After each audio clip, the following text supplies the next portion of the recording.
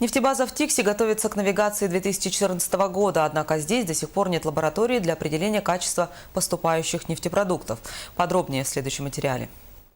Приказом генерального директора ГУП ЖКХ Республики с 15 августа 2012 года был создан участок нефтебазы и автозаправочная станция поселка Тикси ГУП ЖКХ, который является структурным подразделением государственного унитарного предприятия ЖКХ Республики.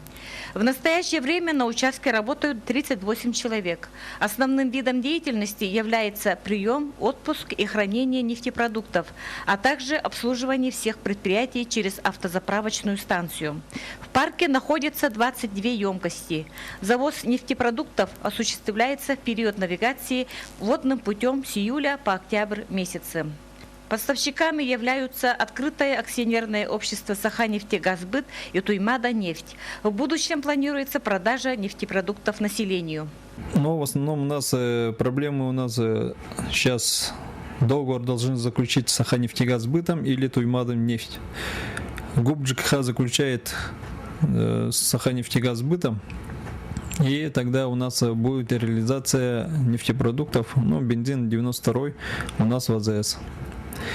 И примерно это будет у нас за литр где-то 47-48 рублей. И у нас с сел люди подъезжают, и они всегда спрашивают топливо, бензин, грубо говоря.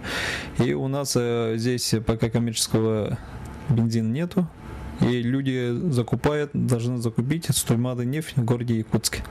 На сегодня проблемными вопросами являются отсутствие лаборатории для выявления качества нефтепродуктов, поступающих в навигацию, рабочих помещений для работников сел, подключение конторы к тепловым сетям ГУП ЖКХ Республики. Ольга Григорьева, Валерий Савельев, НВК «Саха», Тикси.